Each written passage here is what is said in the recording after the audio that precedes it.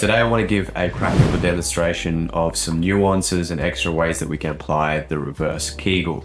So obviously when we're sitting down or lying down, the reverse Kegel is usually harder to perform. One of the easiest ways that I like to practice the reverse Kegel is standing. Standing, what I find is I can split my stance a little bit.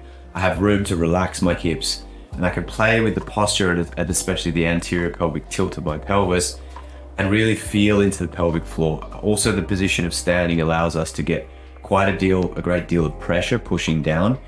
And it's very easy to practice this. We can even do it while we're walking, while we're standing and talking to people. So I find practicing standing is a way that I could actually slip the reverse Kegel into my daily life in a very easy way. The more that we can practice this, obviously the better. So we want to find the easiest ways where we can apply this powerful technique. Come to a position of standing now. I want you to do this with me. Try to relax your body, try to ground down into the floor. And we're going to start with the gentle pressure of the reverse Kegel. A way we can engage it is to practice as if we're blowing through a straw, like through pursed lips.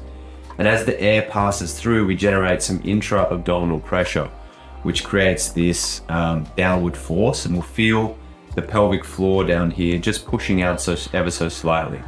Another great way that we can engage these muscles is to practice as if we're starting the process of urination. So we're going to try and push out a wee or a poo, depending on if we want to push a front reverse Kegel or a back reverse Kegel. If that's too complicated, just for now, focus on any kind of push down that you can. If you blow through pursed lips, you'll feel the expansion of those muscles down there, and that's what we're looking for. As you develop more proficiency with this technique, you'll be able to distinguish between the front and the rear. Reverse Kegels, for now, it's very important just to practice as much as you can. So whatever works for you, just work with that. So what we want to be doing today and focusing on in this position is a continuous hold of the reverse Kegel. So even as I'm talking to you now, I'm actually pushing down slightly. I'm using the pressure here, and because I've got quite good at this technique, I can maintain the reverse Kegel for long periods of time. When I'm doing other activities, when I'm talking to people, I'm always playing with this muscle because it's really a superpower once you learn to develop this capacity to hold it for long periods of time. This carries directly over into lovemaking. I was just making love this morning before shooting this video actually, and what I found, I was just noticing this nuance, and I wanted to transmit this to you guys today, is the fact that when I'm making love, I will continuously hold a reverse Kegel. If the control is kind of difficult, if I'm not particularly relaxed, if she starts to have orgasmic states, I will push quite forcefully. I will even take some deep breaths to fill this area, and that creates more pressure to push down, and I will push down quite hard, almost straining to push. And this, I can feel this pushes out the pelvic floor quite effectively. And this is obviously increasing my capacity to maintain control.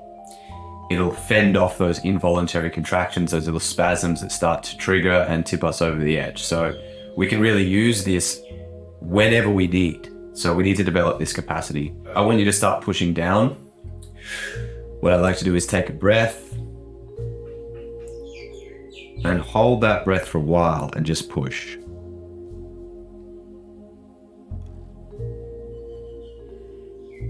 If you need to, you can breathe out and just top yourself up. Try to keep yourself topped up. So we can maintain this almost continuous state of doing a reverse Kegel and pushing down.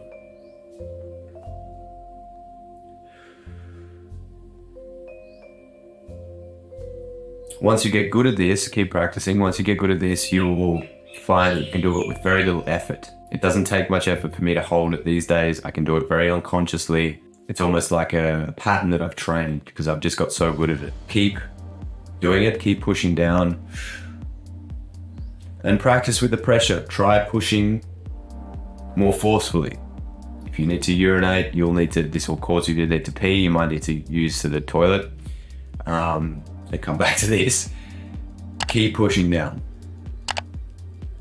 Experimenting with that pressure, you might want to pull off the pressure a little bit and then ramp it up, push it back on, squeezing the abdominals. Pushing quite forcefully and then back off the pressure a little bit. Take a deep breath Then just relax. It's really important to try to keep yourself relaxed, even though we're straining and pressing and pushing. We want to be able to train ourselves to do this light reverse Kegel continuously for long periods of time. You should train yourself to last for 5 minutes, 10 minutes, keeping this contraction, pushing down, pushing down, pushing down until it becomes really, really second nature. Another thing I like to do is I like to rock my hips, because obviously in lovemaking, we're moving, we're thrusting, we're rolling around. So just practice by oscillating your hips side to side and try to maintain that contraction. You'll find that it's quite easy to do so.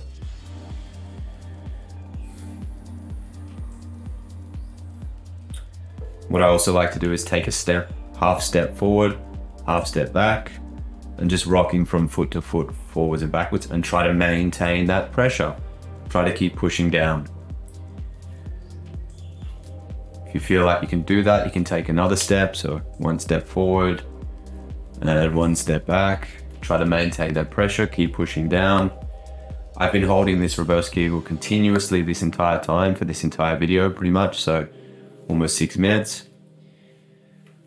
You'll find it very difficult to actually walk up a set of stairs, because that requires more engagement of those muscles. As we try to lift something with weight, our body weight, for example, it's going to become quite difficult. So test yourself.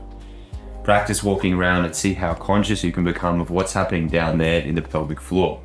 And you'll notice that the more we can train ourselves to move, the more effortless and second nature this becomes, and we can practice it. We fill in these gaps of our day where we find all these opportunities to practice this technique. When I was first learning this, I would spend 20, 30 minutes in the evening just going for a walk outside, and I would just practice walking very slowly, but walking around continuously, trying to practice this reverse Kegel, see if I could keep it engaged as I was walking.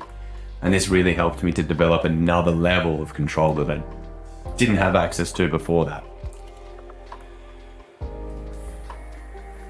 This pretty much sums up the idea. I warmly encourage you to keep pushing down, keep pressing, keep using, breathing in, holding. You'll find even in lovemaking, one of the techniques that I do is I'll just take a big breath, you know, and hold it for a while and continue making love and just hold it. Keep myself topped up, keep pressing down, keep engaging the reverse Kegel, keep creating space in the pelvic floor, because as soon as that space collapses, those involuntary contractions will happen very quickly. The tension in the pelvic floor will catch up with us, and boom, it's all over. So the more we can use these techniques, using the breath, using sound, using our expression of the voice, using the reverse Kegels to create space and conduction of the energy, movement of the energy up through your body, through your system, and expanding it outwards, the more easier things are going to become in lovemaking. It's just going to get so much easier. So keep practicing now. I encourage you to practice this very, very frequently, as much as you can. Try to weave this throughout your day. It really, really pays dividends, and I can't stress how important this technique is for those of us who want to develop more control. All right, I'll see you in the next video.